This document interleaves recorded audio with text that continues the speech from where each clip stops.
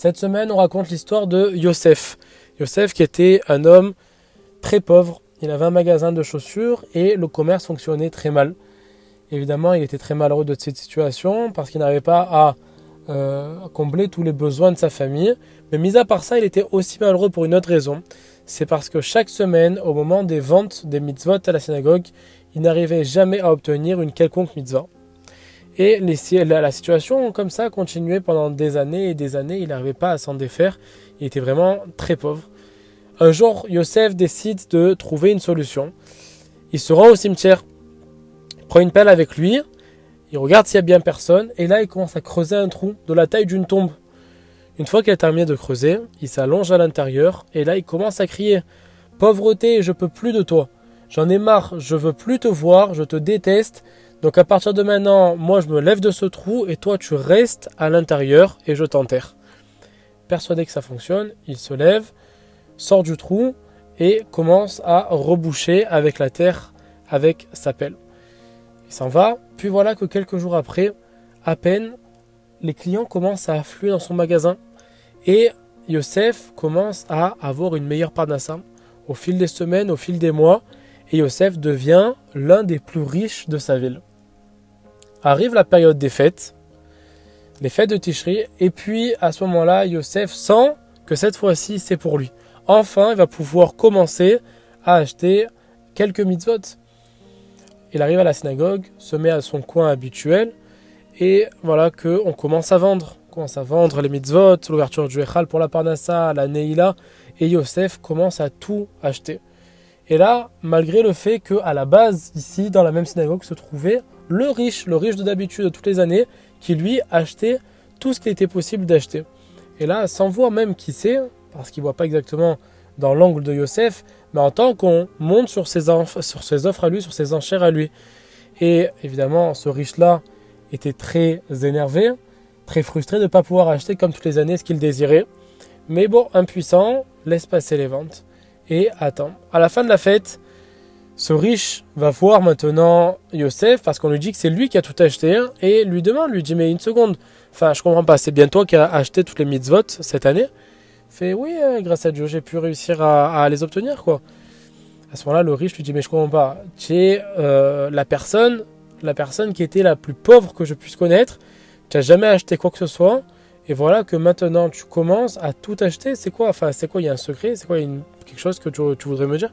Je dis non laisse tomber, enfin pas besoin de... Non mais dis-moi, dans tous les cas je suis riche, je vais pas te voler ton secret, mais j'ai besoin de savoir quoi, c'est quoi ton secret?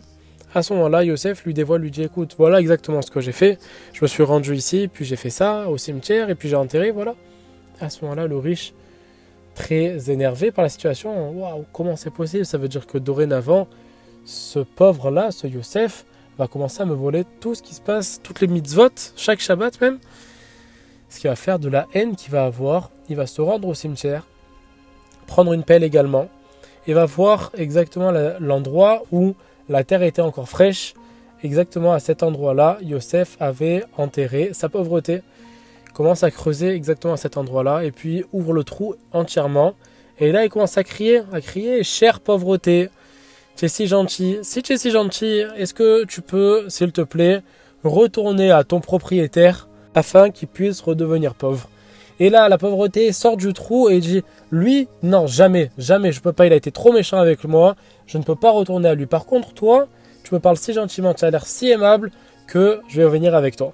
Et là, on dit qu'à partir de ce moment-là, ce riche a connu une grande dégringolade et est devenu pauvre complètement. Cette histoire évidemment est imagée et nous met le doigt sur une caractéristique de la paracha de cette semaine, de Noach. On dit que la particularité c'est que chacun se volait de la manière la plus vicieuse qui puisse exister.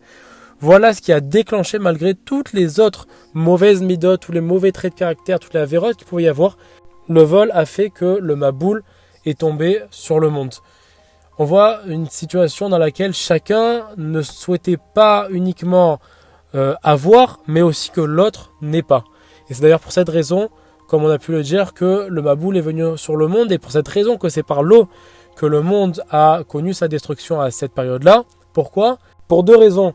Première, parce que de la même manière, si tu penses que tout est caché, comme si tu étais sous l'eau, on ne sait pas ce qui se passe, on ne voit pas. À ce moment-là, non. Toi, tu es sur la terre et tout est dévoilé.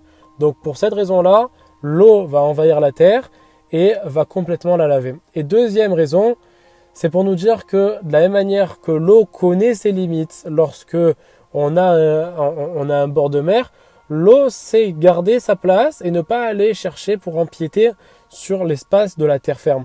À ce moment-là, toi, si tu sais garder ta place, tu es sauvé. Si par contre tu penses que tout te revient de droit et si tu veux aller chercher ce que l'autre a, donc de la même manière, à ce moment-là, l'eau aussi va commencer et envahir ce qui ne lui appartient pas, c'est-à-dire la terre ferme, et donc laver complètement le monde de haut en bas dans son entièreté.